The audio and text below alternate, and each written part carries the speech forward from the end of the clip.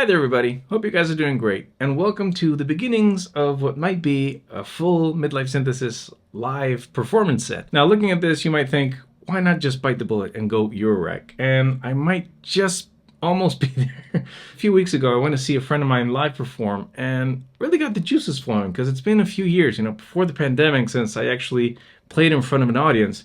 And when I did, I used to sing, play guitar, keys, kind of a more alternative rock band kind of thing. And since then, things have changed a lot, obviously. And as you may have noticed, I've gotten way more into synthesizers, samplers, and such.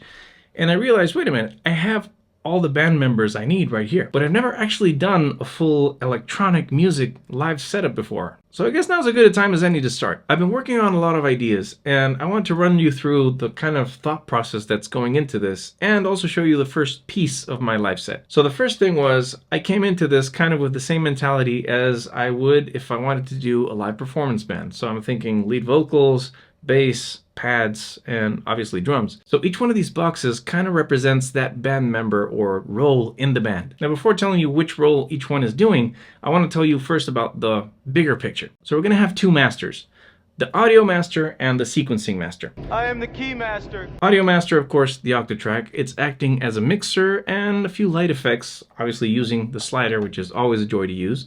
And as far as band members go, it's going to be the drums of all of this. So for chords and laying down a nice pad to tie it all together, I'm using the Micromonsta 2 because it sounds amazing and it's so tiny. And it's going to be playing this lovely patch.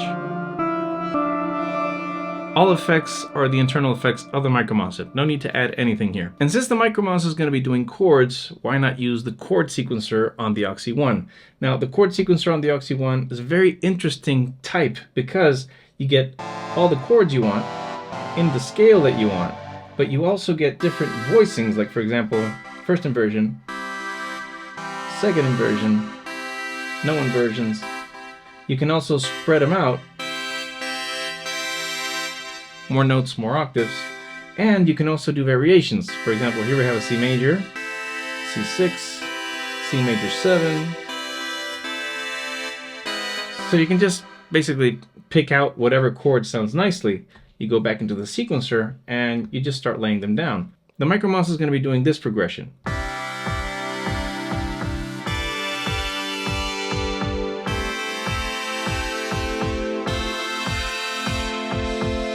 Also, since the Micromonsta has already assigned the filter cutoff, the resonance, and I'm not sure what this one does, but basically I have three knobs in here that I can twiddle around. So, in the start of this, I'm going to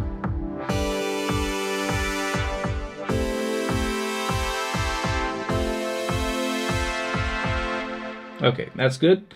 Then we have the O-Coast. The O-Coast is going to be playing my lead sounds. The reason I chose the O-Coast for this is because I'm pretty familiar with it. Enough, at least, that I can tweak it around without fearing getting lost. Of course, it can always go crazy, but I feel I know how to bring it back in. So the O-Coast is going to be doing this beautiful line over here.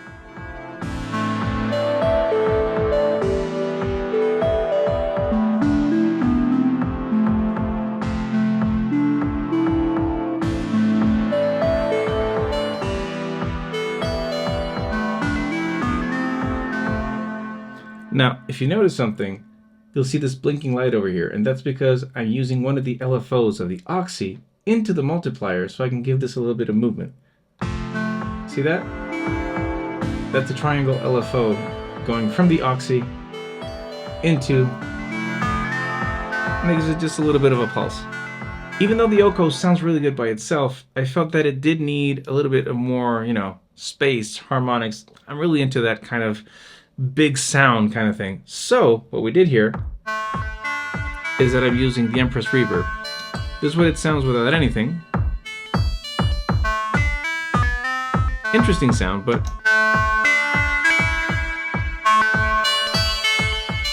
now we're in a mystical cave somewhere where there's synths and power outlets for some reason.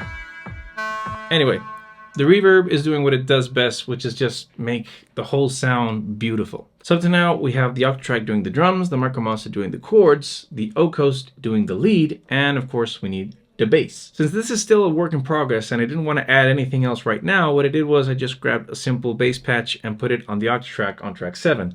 But I am sequencing on the Oxy, and that's because I want to keep all the sequencing here in case I want to switch stuff around.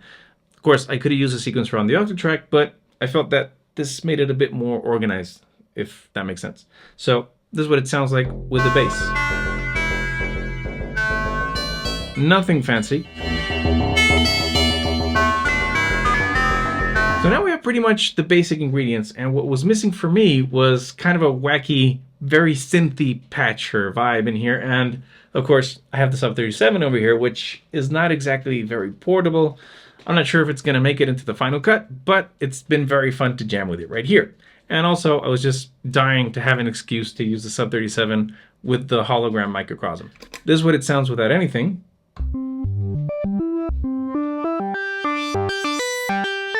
Nice little resonant patch there. And this is what it sounds with some hologram magic. Mystical cave, full of synths. That's what's at the end of the rainbow for me. So now what I'd really love to do is just actually perform the piece for you, or kind of where it's at right now. Of course, it still has room to grow, and I have to really define what things are going to go where. At the end, maybe some comments of what I think I can do better and what might improve or what I think might be missing in here. So here we go.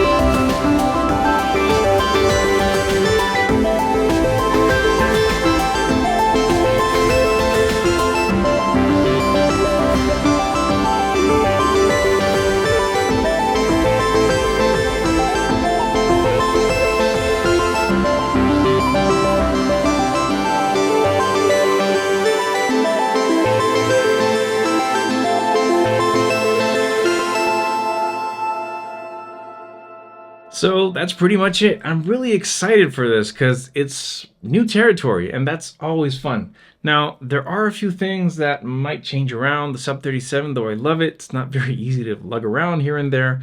Another thing that might be considered is the MPC X, which I'm very familiar with and that now has some very cool new effects that might come in very useful for live performing like the Flex Beat. So this is all just a work in progress. I'd love to know what you think about this, what you think maybe is missing here, or maybe it's extra fat that I should trim off. I'd love to know your thoughts and, help me out here.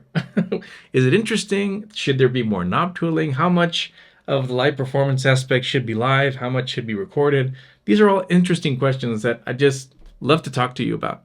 So, as always, thank you very much for watching. I hope you found this video useful or at least entertaining, and I'll see you again next week.